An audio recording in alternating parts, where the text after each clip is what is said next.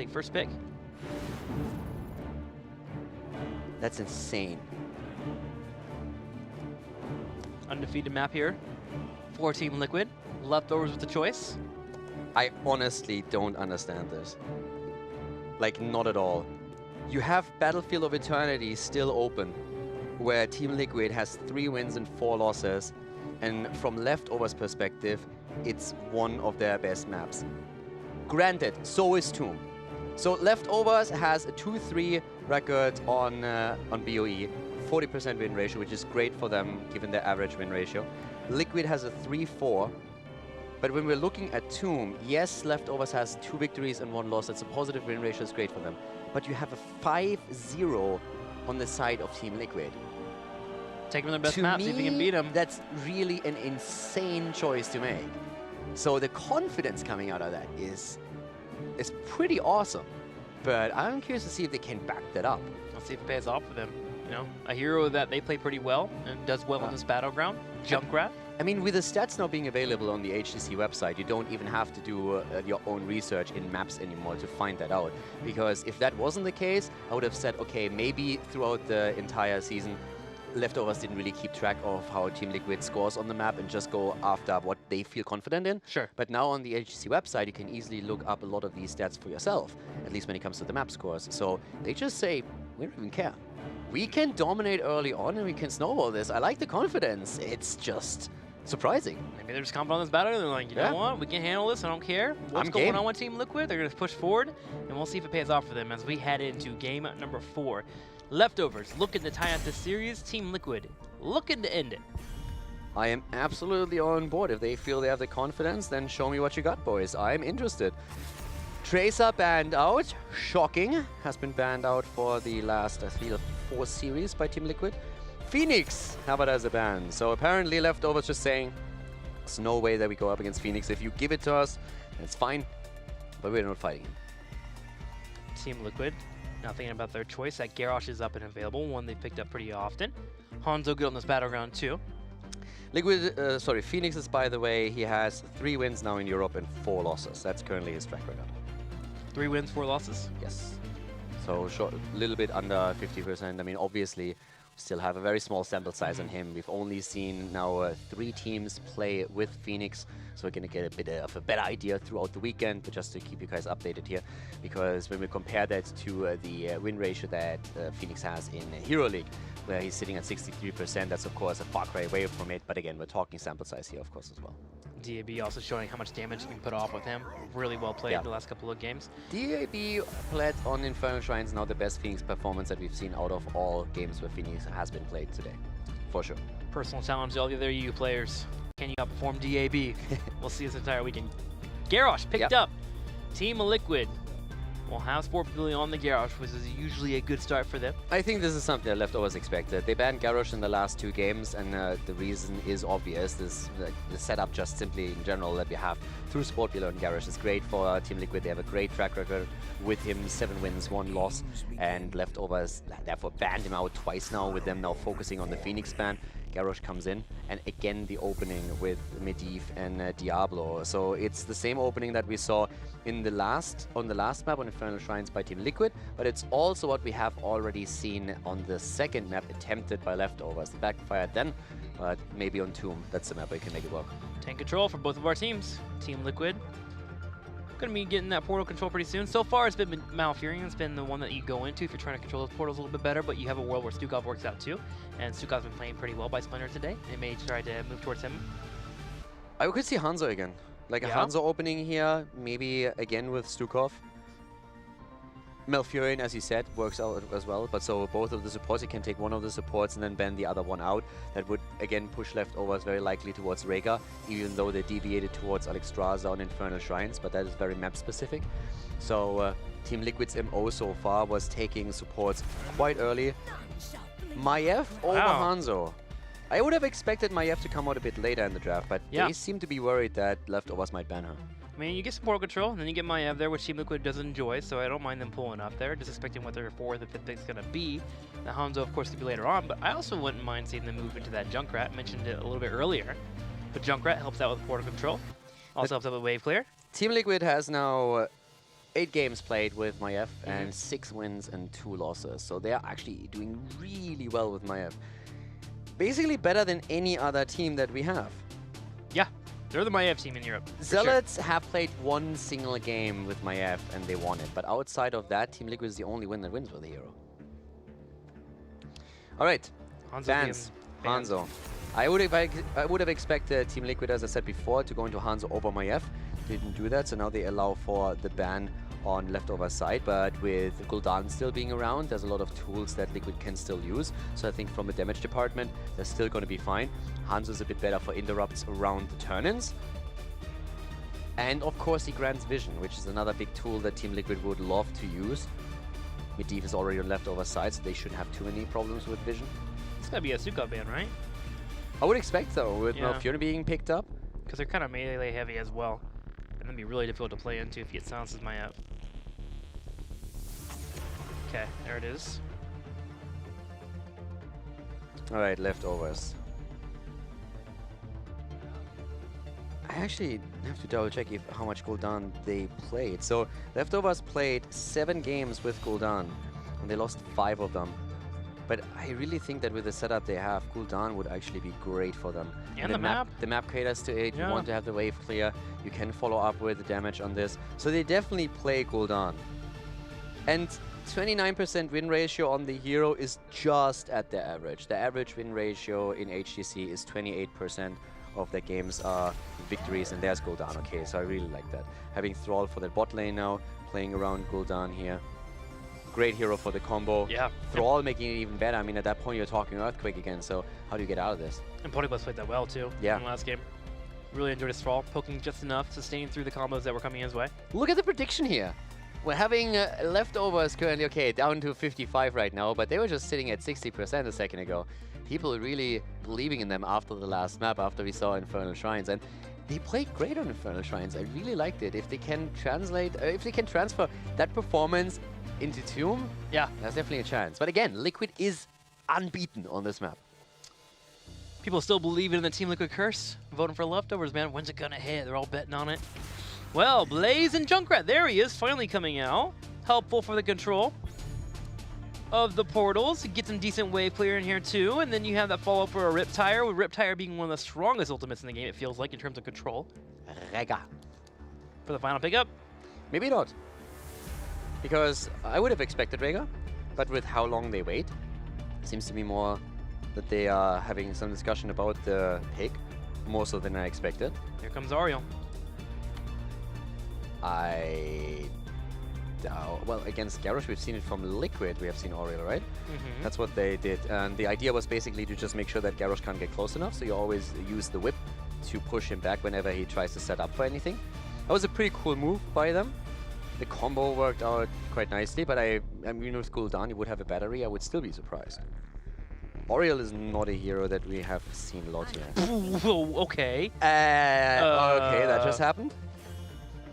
Why? That is a good question. I mean... What? Nano boosted Gul'dan? It's gonna be a nano boosted Medivh. So, Ana got changed recently. She has some decent sustain now available. When she applies her dart, she gets a little bit of a healing on her side, so a little sustain.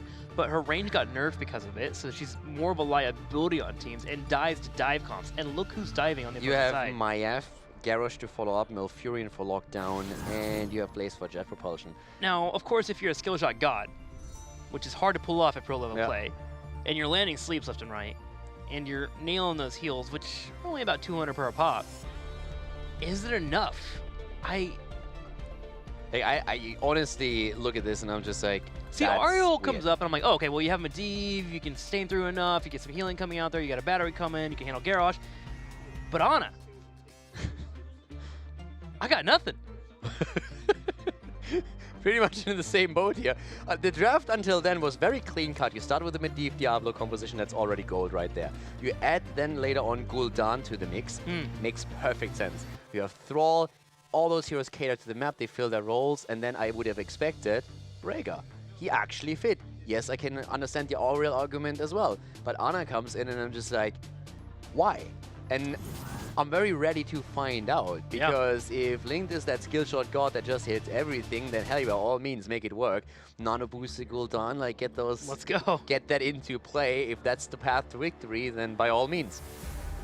Well, game 3, we doubted leftovers. Game number 4, I'm lending my ear. Let's see what they got here as we move back to the camera. Welcome back, this guys. This is production actually testing us a little bit. Yeah, you know, it's one of those things. It's like a test. I kicked my shoes off and everything. I was ready to go. But I think we passed. Yeah. Yeah, I think we passed. Definitely. A+. This is definitely like a good rating for us. No problem. Mm-hmm. But yeah, so we are having Ana as a bit of an X factor in this entire setup here now. We of course still expect the Medivh combo to come out, and with Thrall's Earthquake after the combo, you will have Gul'dan in the spot where he should be able to land a lot of his corruption damage. Now, one of the things that we also have to keep in mind here is that so far in the early game, usually it was leftovers who got a slight lead. And if that happens on Tomb of the Spider Queen, you can try and go for that snowball. Europe has been the one region that really figured out Tomb normally with the double turn-in procedure that you're trying to accomplish to push through the structures, get the map control, and then take it from there. And that's something where we're now going to find out if leftovers can make that against Team Liquid. But Liquid, they have lost the last map on Infernal Shrines, but outside of that, they look great on Tomb, they look great on Volskaya. It's going to be rough for leftovers for sure. We'll see if it's going to work out. Let's now move into game number 4 and see if leftovers and their Ana pick can pay off for them. On the left side, in the blue, it will be Team Liquid. Eternal on Blaze, Nurak on Maiev, 4 billion on Garrosh, Hospital on Junkrat, and Splendor to play Malfurion. And with that said, over to the right side, the leftovers, victorious on Infernal Shrines, and we have Linked on Ana, Lauba on Diablo, Gul'dan played by DAB, Portibos on Thrall, and Blake Kidney is playing Medivh. Level 1 picked up. Grenade calibration. Typically, you're expecting that sleep dart build. Yep. But we're moving into grenade calibration, which means that when you hit enemy heroes with biotic grenade, you can get some rewards. At 10, you're able to get the damage per an ally and enemy hero pay increased by 75%. And then after 20, basic grenade generation on allies increased from 4 seconds to 12. So a little bit more sustained healing. Yeah. I mean, call me intrigued. This is going to be a fun one no matter how it ends. This is definitely leftovers saying we are willing to experiment. We already are in a mode where we prepare for the Crucible, and we are willing to just experiment in an actual tournament setup against our opponents here to see what we can then use in the Crucible itself. Of course, the scouting is also going to be made very hard for teams, so the Crucible teams that are watching all of this, for Granite Gaming and Worst Positioning, the two that have to still make their choice, Worst Positioning in that spot where they have the team choice, team that they want to face. But yeah, good setup here. And let's see how this is going to work out. Portibos at the bot lane is now going up against the duo. Eternal and Nurok both are trying to aim for a bit of structure damage. Dropping in an early tower gives you that lead. And talking about early, very early camp attempt here by leftovers. Link land these skill shots as DAB stands still. Perfect. 3 in a row. Can he get a fourth one? DAB kite to the left. Another one hits. 4 skill shots. 5 skill shots in a row from Ana. Linked is a god. Yeah. You're such a stupid sometimes. Dude, I played Ana like 2 weeks ago. I had to do a show with TGN for Heroes Unite, and it was the most stressful, like, 30 minutes of my life. Okay, but that guy literally doesn't move. I know. I'm just saying. It's hard to play Ana, man. I'm just going to be Not impressed. if it doesn't move. Spot Billy, on the other hand, he moves, he's trying to make moves, and he moves out of harm's way. As leftovers nearly had him in a great body block position there, but Billy then with a quick throw opens a path for himself. The pressure play through the middle though, can they utilize the spell aura? Portibos still at the bot lane here up against Eternal, but the big fight is happening in the mid lane in the meantime. A lot of stacking here for the leftovers. Gul'dan stacking up at 10 corruption pucks already, 15 of the Echo of the Elements, 5 stacks here for grenade calibration. That middle wave was cleaned up pretty easily. Hasselhoff was making quick work of it thanks to that Junkrat. Yeah, full grenade build so far. Airstrike taken on level 4 right away. So already a cooldown reduction for the Biotic Grenade, and that as a passive, of course, is always awesome. We've been talking a lot about how cooldown reduction in this game is absolute key for a lot of builds. Diablo here, on the other hand, he might fall. He's trying to at least put Sport Billy in a position where he is exposed, but that didn't work out.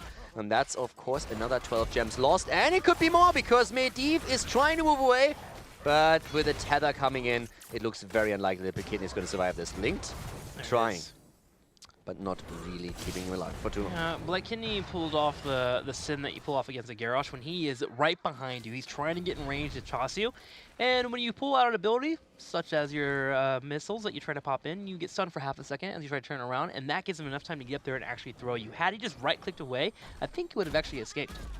Yeah, it could have maybe gotten out of this one, but as is, he's down, and that's a 2-0 kill count for Team Liquid against Leftovers, and also a half-level lead by now for Team Liquid.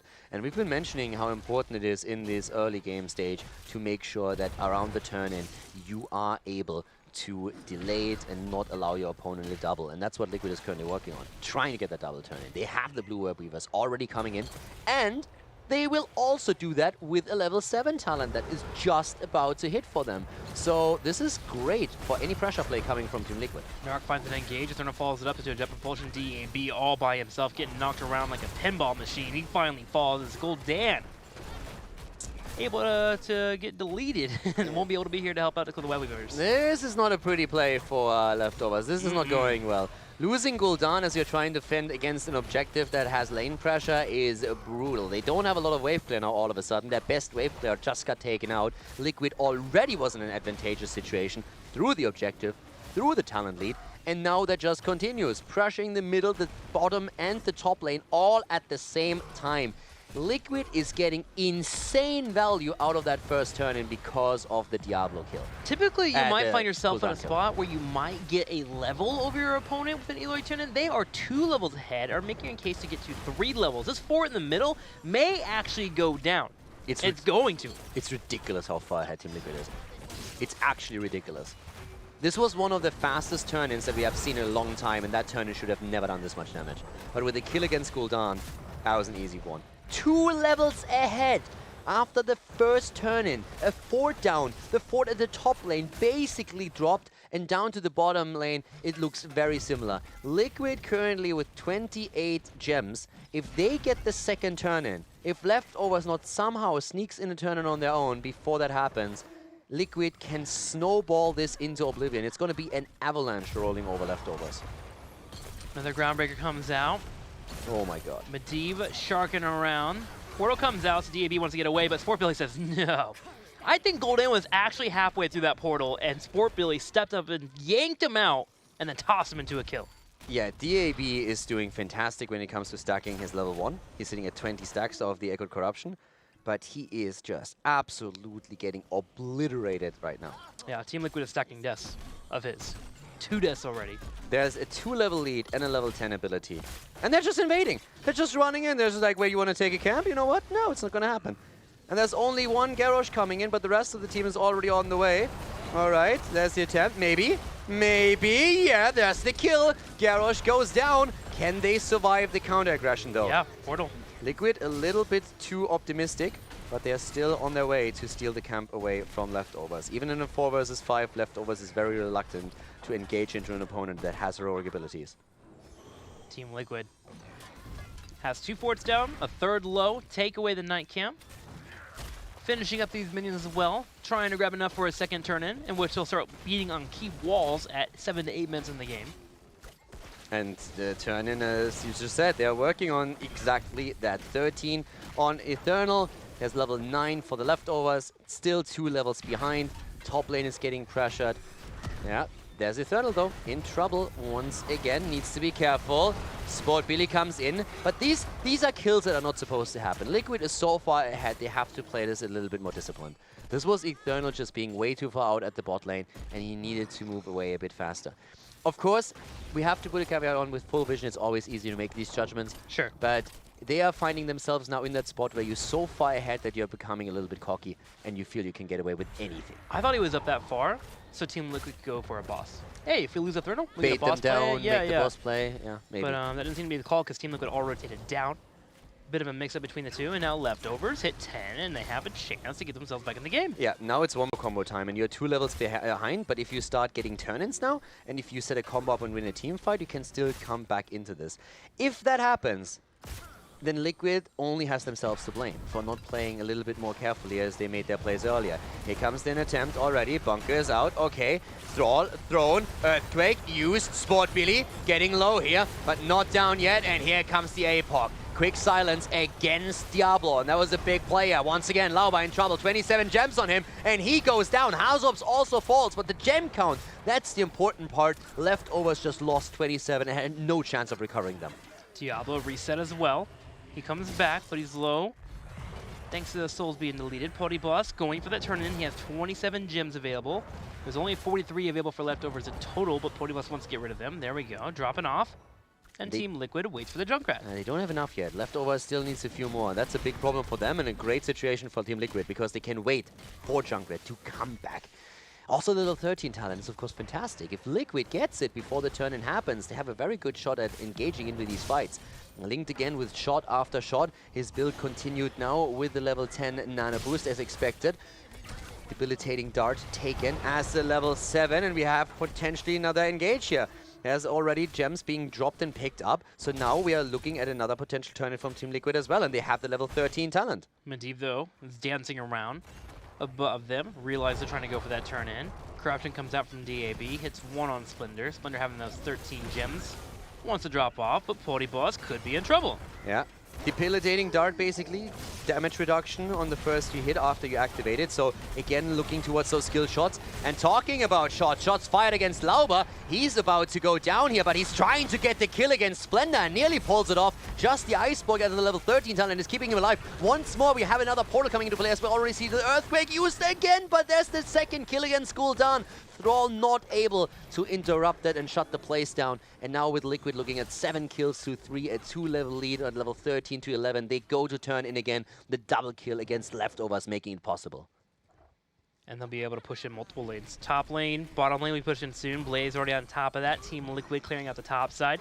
Should be able to start looking towards keep walls. If they can get a keep here, that'd be wonderful. 10 minutes into the game. A nice 2-level lead over their opponents as Leftovers about to hit that level 12. But Leftovers, again, it is 10 minutes in, so they have short cooldowns on their desk, are back up and ready to go.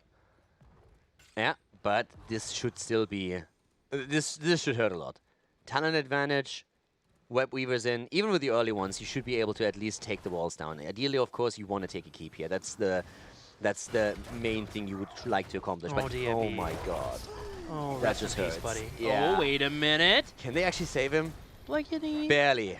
Dropping down the floor. You always forget about Medivh sometimes, man. Yeah. He just ruins the rules of the game. But that is still something where they lost a lot of time. And yeah. especially the bot lane is now heavily pressured by the Web Weaver itself. So they saved him, and that was the saving grace. But they had to commit a lot of resources with the kidney up at the top there. And Gul'dan in all that time couldn't really do anything for the defense. So now the wall has fallen, and that's a big part of this. Bot lane is being defended by Thrall, but the keeps are taking damage here for sure. And again, the kidney is in trouble, getting safe for now, but here comes the tether, here comes the lockdown, and they're dodging the ley line. Gul'dan is dead, and there's no damage for the combo anymore. Diablo himself is also in trouble. He's trying to get through the portal. That's not happening. There's the double kill, and that's going to be keep, at least.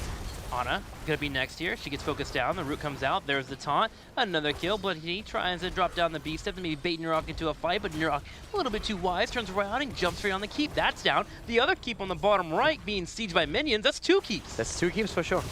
And now you can, I mean, at this point you're tempted to go for the core. You're actually tempted to go for the core, but the death timers are too low. 16 against 13, that's a 4-level difference in just a second when they hit the level 17 talent. You can go for 4, like you can literally make anything happen. With all the cooldowns, a lot of them already blown, you can make the boss play, you can target the top keep. If you get all 3, I mean, it doesn't get much better than that. Turn in here, not quite ready, actually scratch that, they actually have enough, they have 1 extra. So they're gonna get both. And you can't really defend this as long as the boss is being kept active. What are you gonna do? Yep. Ignore the bottom and the mid lane where the Web Weavers are going to come in? You can't do that either. So they're trying to just keep them up here at the top. That's what they're trying to do. Jet propulsion in onto a Thrall. DAB gets taunted. Force of Will comes out. Is there a portal available? There is a portal down, so DAB is able to get out. Riptire goes in for a decent amount of damage, but Eternal. Jet propulsion's up in 2 seconds. He's going to try and force this fight. Will be able to hit it. Ooh, a Leyline Seal from Blackeny will slow down the fight. Yeah, but everybody is already low, and they are going for Thrall right now. Once again, Eternal is being thrown to the front. Blink, Kidney, and Link are trying to keep everybody alive, but this is Diablo dying. Thrall is done. The bot lane and the mid lane are heavily pressured. A 4-level lead for Team Liquid. 12 kills against 0, and with a double kill, they can easily go for the core right now. Finish the game, claim the series, take the victory with a 3-1 over leftovers after we saw Zealots stumble earlier today. A fantastic spot in the rankings for Team Liquid. They're moving in. DAB is trying to do whatever he can, but here comes Sport Billy again, taunting him right into another death. That is kill number 14 for the blue team, and the core is falling in the meantime. Team Liquid set and match, taking down the leftovers with a 3-1. Team Liquid with a 3-1 over the leftovers. Leftovers in game number 3, able to make it a little bit on the closer side, have some good mid games, some good early games too throughout this entire series, but Team Liquid just on another level right now as they continue to try and contest Zealots for that number 3 spot here in the HGC. They're trying to get ready for those playoffs, and in fact, let's go ahead and look at the extended standings right now with that victory here, as we've been watching Team Liquid and Zealots try to fight for that scenario, because Zealots just lost a little bit earlier of last match. They got taken out. And now, Team Liquid, with their big victory, continuing to push forward. Yeah, and it's going to be a very interesting weekend, and also the next one, since now it heavily depends on, in particularly Fnatic, how they are going to play here. There are some upsets that could theoretically happen. So the standings currently, it's actually very much in Fnatic's favor. As long as they cruise through their own games, they still can afford to lose, I think, one match. Yeah. If they take the other 2, then they're going to be in a great spot. But Zealots have definitely taken a very severe hit against Strict with that loss earlier. And the expanded settings have now been updated. Let's go ahead and take a look at them and see where exactly Team Liquid is. With Zealots' loss and Team Liquid's win today, +6 over +2. They jump up pretty well there for them. And that makes tomorrow's matchup even more important. Yeah, so again, just to look at what's happening here, Fnatic is currently in a spot where they can even afford to lose one series and they would still be on the same score. They're also still playing against Team Liquid. So right now, Fnatic is in a situation where with the victory over Team Liquid, they can more or less already secure everything.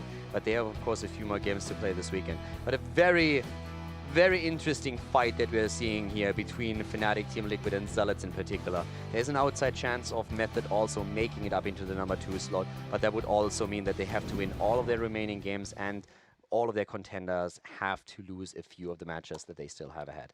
So Fnatic's chances have improved through the loss of the Zealots, but they still need to make sure that there's not too many upsets on their side. Well, the race is close for the playoffs, but let's take a little bit of a breather here and look over to Nurok, who is here from Team Liquid. A big victory, Nurok, today, as you get a 3-1 over the leftovers. First off, how you feeling? Second off, where's my Sylvanas pick? I am very happy that we won today. Like, I mean, I kind of thought that we were going very confident into the series, and I thought that if we play well, we can win the series 3-1. And yeah, so we did today. I cannot complain. And yes, I do have something for you. So Sylvanas, I mean, I was trying to motivate Anastasia, but it didn't work out. So I did something by my own. Yes. You might not be prepared for this, but oh my, that is amazing. This is my. What is it? Why are you a pro player? Become an artist. What do you mean? What is it? Is that Thrall? Is that Garrosh? Yeah. Okay, boys. No, enough troll. I actually have something for you. Okay, I'm ready. Enough from my side. So this is from Anastasia. Now we're talking. Oh, there you go. Dang, dude, that looks great. She killed it. She's obviously not finished yet. Yeah, she's missing an ear. She's missing one ear, and she has to do the color shear and some corrections. But overall, like for her first real acrylic painting, she is doing a really good job. That's the first one? Like, that's actually looking awesome. Can you hold it up one more time, actually? Josh wants to see it in all full glory. Sure, I can. We're going to check it out fully here, and that way everyone at home can look at it. Beautiful. That is actually so. Oh my god. If we have, that's really great. Yeah, look at the eye detail.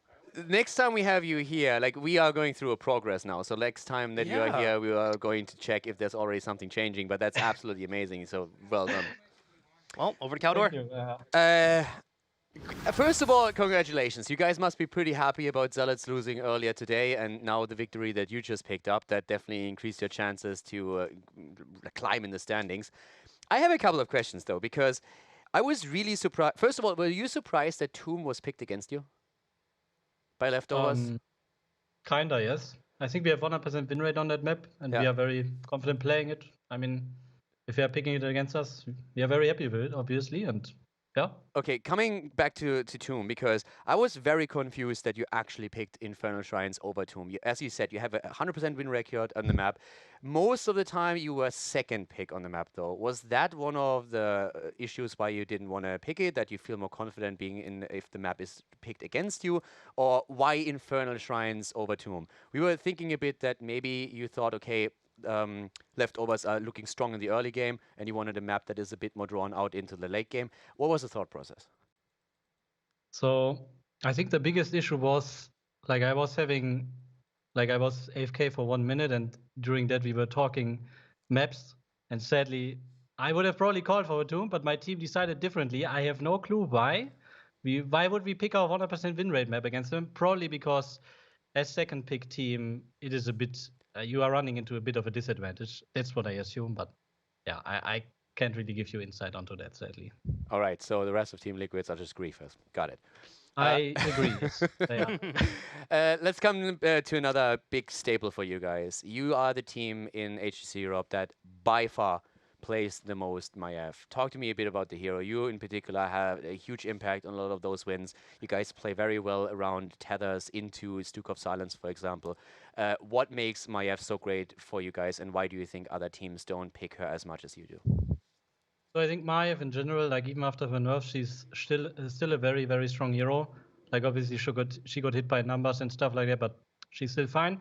But why she fits us even better is because we are playing already a lot of displacement heroes. Like we are playing Garrosh, and Garrosh Maiev combo is like very devastating for the enemy team if we actually manage to pull it off.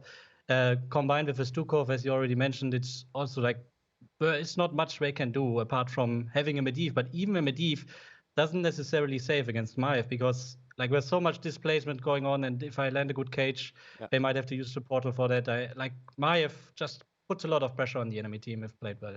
Okay, one last question before I let you go. What happened in Infernal Shrines? You guys walked away with a draft where we just looked at it and we said, oh my god, they are going to destroy, and that it's nearly going to be impossible for leftovers to make it work. With a couple of fights we talked about, for example, you trying to make a play for Thrall at the top lane using a lot of cooldowns, so the fight on the Shrine afterwards worked a bit out against you because you didn't have heroics. But especially in those last fights, what happened? Why didn't the combo work off? What did the leftovers do to just shut you guys down? Or was that more so a problem on your end? So leftovers had a very, very good draft for Shrine clear. Like we have Tassada and Phoenix and stuff like that. I actually was kind of confused how we were losing the game, but actually Eternal misclicked also his level 13 talent, which was a big hit for us in the draft because usually like level 16 and 13 Eon Lyric is like super, super strong, but he couldn't take those talents because he misclicked it in the end. We picked up on that, and I was actually confused by that build as well. So that was actually a misclick on 13. And it was a misclick. And then he just went through with the 16 talent because he said without the 13. Yeah. Okay, that makes sense. Yeah. So, and we kind of felt like pressure to engage on them. As a Gul'dan, obviously, I don't feel very well with running into the enemy team and trying to force something very fast. Like, I kind of want them to come to me or poke a bit. But yeah, I feel like we misplayed it and we also grieved. But like, they had a very good late game draft. Like, Diablo Tassada is like really, really strong on Shrines. So yeah, I think we could have played better and probably closed it out 3-0. But yeah, props to them, they played well. All right, awesome. Thank you very much for the analysis. Tomorrow you're facing off against Team Zealots, which again is important for you guys as you continue to try to stay up there for the playoff spots. Right now you guys are number 3, but Zealots can make a play tomorrow. Zealots seem to be a bit off earlier in this series, so do you have any fear of facing off against angry Zealots tomorrow?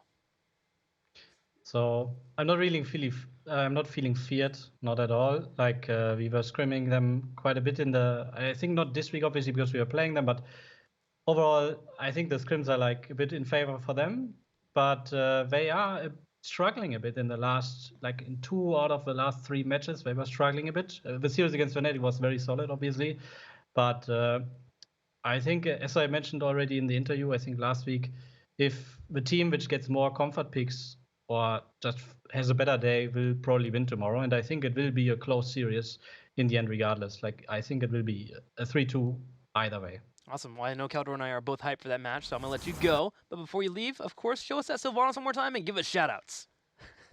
So, thank you very much for supporting us, as always. And if you guys want to see more drawings in the future, you can also follow @BrainEverest on Instagram. That's my girlfriend's Instagram. And apart from that, a shout out to Team Liquid. They're the best organization in the world, I would say. And yeah, that's pretty much it. All right, we'll see you tomorrow. Team Liquid gets a 3-1 victory over the Leftovers, and we also get some beautiful pictures to end the day here at HGC Europe. Tomorrow,